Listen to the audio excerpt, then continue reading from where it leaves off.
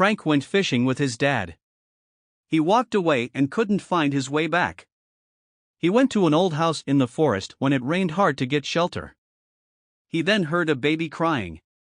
What he found inside would have an effect on his future. Frank, who was 14 years old, liked spending time outside with his dad. They didn't have a lot of money, so they liked doing things that were free, like camping, hiking, and fishing in the lake near their home. Frank and his dad James depended on each other for the last 10 years. 10 years ago, his mother went away because she wanted to do more things in her life. She asked for a divorce and married a rich man who lived nearby in a bigger house.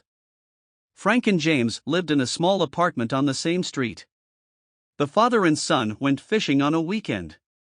The afternoon was nice, sunny and cool enough to have fun outside. Frank sat on his fishing chair for a while. Then he told his dad he would walk on the trail to move his legs before fishing again.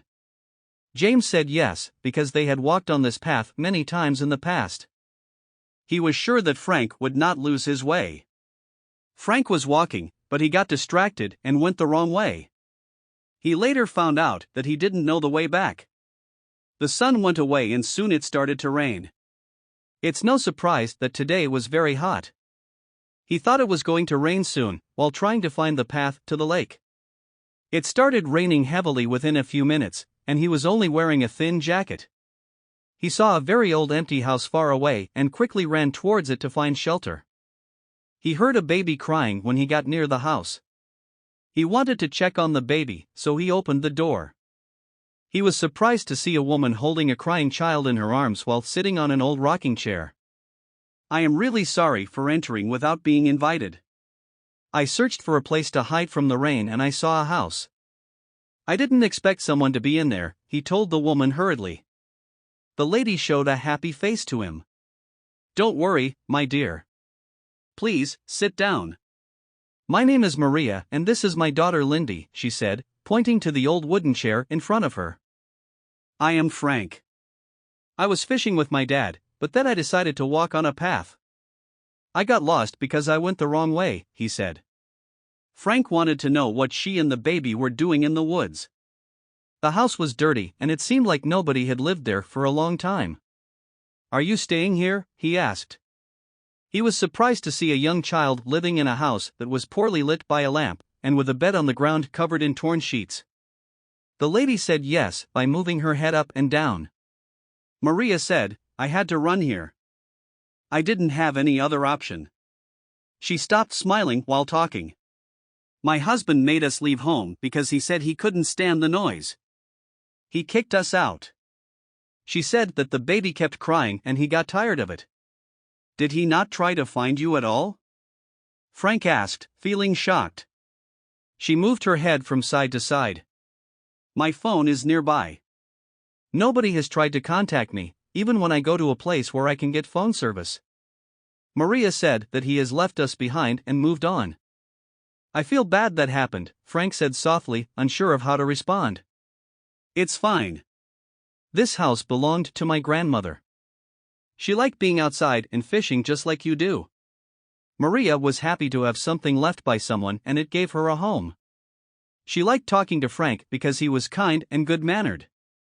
Frank saw his dad through a little window in the house after a bit. "Dad," he shouted and waved from far away. "God, Frank." James hugged his son and said he was happy to find him safe.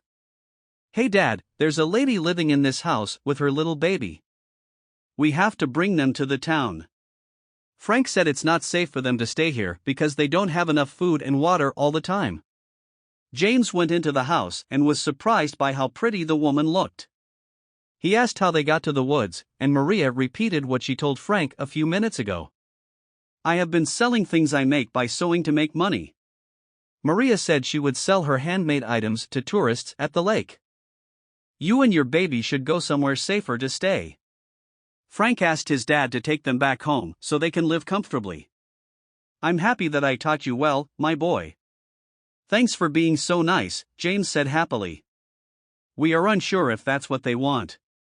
Maria, do you want to come over since it's just Frank and me at home?" James said you can use our spare room while you get back on your feet and start a new life. Maria was shy, but she really wanted to leave the dirty place where she and Lindy were living. I don't like saying it, but I'm scared my baby might get sick from a flu or virus here. I would like a good room to live in while I search for a job. James and Frank brought Maria and Lindy to their house. Our home is a basic apartment, James said when they came in. It's not fancy, but it's where we live, he added. Maria said with a smile, this is a nice house. They calmed down and had a nice dinner where they got to learn more about each other. Maria waited a few days to feel better and then she brought her daughter to daycare. She started searching for a job. She got a job at a store that sells handmade items. The owners thought she was really good at making things.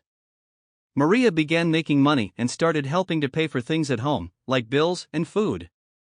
Finally, she and James loved each other, and when they had enough money, they got married.